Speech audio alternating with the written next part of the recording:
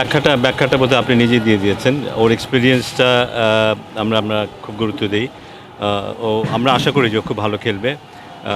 ওকে নিয়ে আমাদের যথেষ্ট স্বপ্ন আছে যে মিডল অর্ডারে ও যদি ভালো স্টেবল হতে পারে, সেক্ষেত্রে আমাদের ব্যাটিংটা অনেক অনেক শক্তিশালী হতে পারে।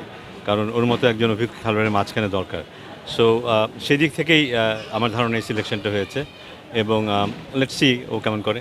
স্যার ওয়ানডেতে আমরা দেখা যাচ্ছে কি প্রিয় ফরম্যাট বলি আমরা এখন 10 নম্বর র্যাঙ্কিং আছে।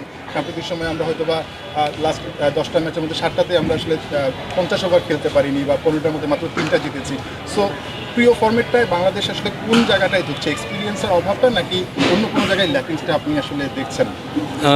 আমার মনে হয় যে হয়তো সারপ্রাইজিংলি 50 ওভার্সে আমরা অতটা ভালো করতে পারিনি, কিন্তু 20 ওভারের খেলায় কিন্তু মোটামুটি গ্রহণযোগ্য রেজাল্ট আমাদের হয়েছে গত এক বছর যদি বলি। 50 ওভার্সে আমাদের যে ডোমেস্টিক ক্রিকেট ফর্ম্যাট আমরা যেখানে খেলি, সেখানে আমার মনে হয় যে আমরা যথেষ্ট কম্পিটিটিভ ক্রিকেট খেলতে পারিনি। 50 ওভার্সের যেই প্রতিযোগিতামূলক খেলা মিনিমাম থাকার কথা ছিল, যেটাতে আমরা সবসময় অভ্যস্ত ছিলাম আমাদের লোকাল ডোমেস্টিক ক্রিকেটে, সেটার মানটা কিন্তু নিম্নমুখী ছিল। সেটাও একটা কারণ। আমার মনে হয় সেটা একটা কারণ বলবো না, সেটা একটা বড় কারণ।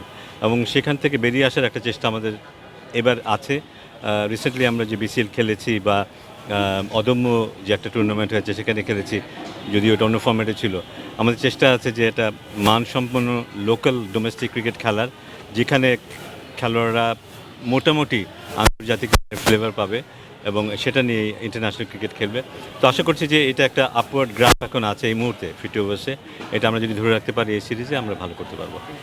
সাকিবের একটা ইস্যু আমরা শুনছিলাম যে আলটিমেটলি নিউজিল্যান্ড সিরিজে হয়তো বা পাবো, মানে এটা তো জানি, এটা আমরা জানি যেটা হচ্ছে না। সো অবভিয়াসলি এই ফর্ম্যাটে এতদিন ধরে আমরা খেলে এসেছি এবং বিশ্বকাপ যে ফর্ম্যাটে হয়েছে সেটা শেষ হয়ে গেল।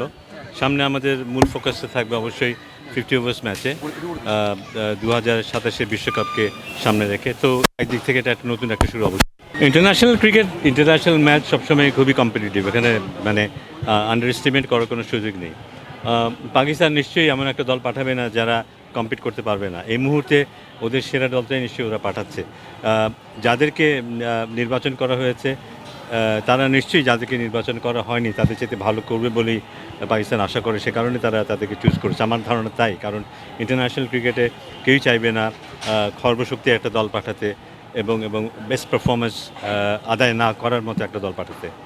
আমরা রিসেন্টলি 3টে ম্যাচই মিরপুরে হবে ফর অবভিয়াস রিজনস, এবং আমরা রিসেন্টলি দেখেছি মিরপুরে আগে যেই ট্র্যাডিশনালি লো এবং স্লো উইকেট হতো তেমন উইকেট কিন্তু এখন হয় না।